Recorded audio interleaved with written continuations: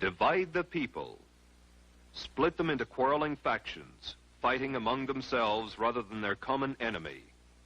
This is the comrades' first rule for the conquest of any country.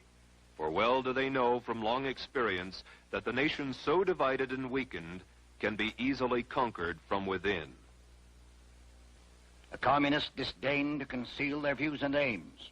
They openly declare that their ends can only be attained by the forcible overthrow of all existing social conditions.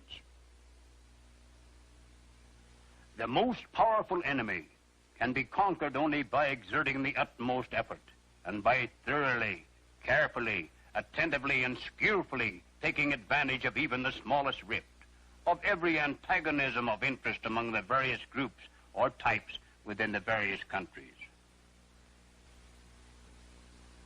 With phase one, that of dividing the population, completed, the revolutionists were ready to move into phase two of the communist blueprint for takeover. Create the appearance of popular support. In every country now part of the Red Slave Empire, the actual number of Communist Party members at the time of takeover has been less than 1% of the total population. As Lenin phrased it, communism must be built with non-communist hands. By cleverly beguiling thousands of well-intentioned people into unwittingly supporting the revolutionary program, the dedicated 1% can trick the 99% into surrendering their birthright. This they do by hiding the true communist objectives behind appealing slogans and pretended humanitarian goals. As Stalin explained, the revolutionary accepts reform in order to use it as a cover for his illegal work. After the communists have found some issue or point of difference upon which they can divide the people, get them fighting among themselves rather than their common enemy, the next step is to create the appearance of popular support for the communists' war of national liberation. They have been devastatingly successful thus far. Yet in one country after another, there have been alert, informed individuals who saw the signs, recognized the patterns of conquest, and raised their voices to warn the people. Against just such a contingency, the communists developed the third phase of their blueprint for world domination: neutralize the opposition. We can and must write in a language which sows among the masses hate, revulsion, and scorn toward those who disagree with us.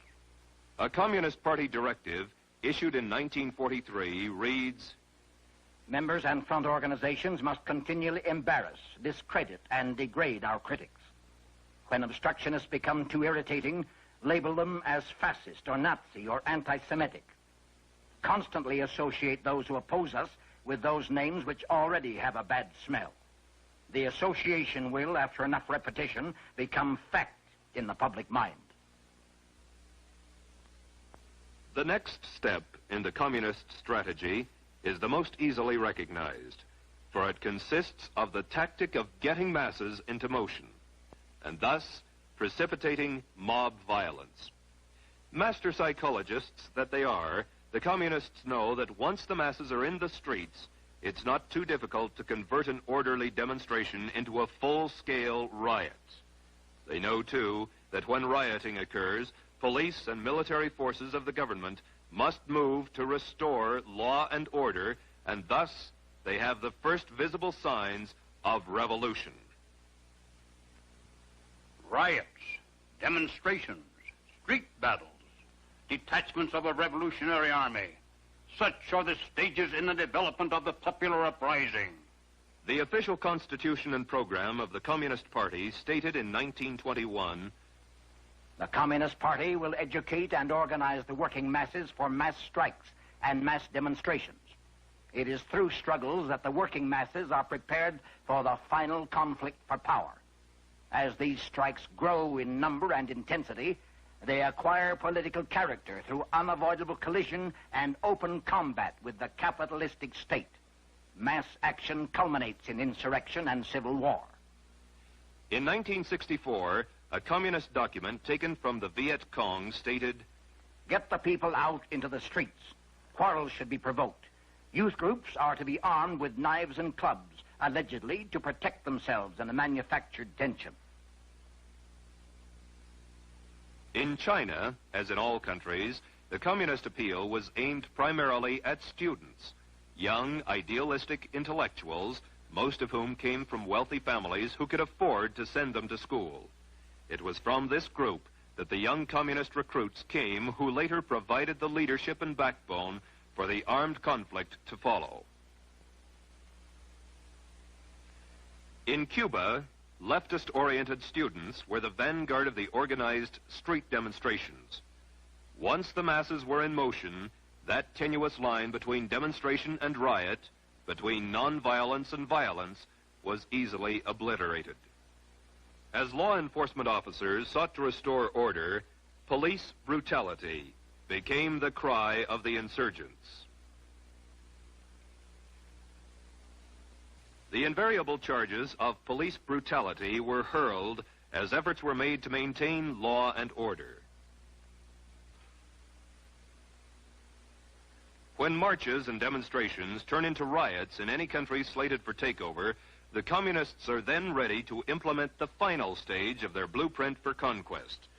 It takes only a handful of armed opportunists, criminals and savages to create the semblance of revolution. Only insurrection can guarantee the victory of the revolution. The purpose of insurrection must be not only the complete destruction or removal of all local authorities and the replacement by new, but also the expulsion of the landlords and the seizure of their lands. And so it has been, with but minor variations in one country after another. Divide the people. Create the appearance of popular support. Neutralize the opposition. Precipitate mob violence. Create the semblance of a revolution. An accurate summary of Lenin's strategy for the conquest of the world is as follows. First, we will take Eastern Europe. Next, the masses of Asia. Then we shall encircle the last bastion of capitalism, the United States of America. We will not have to attack. It will fall like overripe fruit into our hands.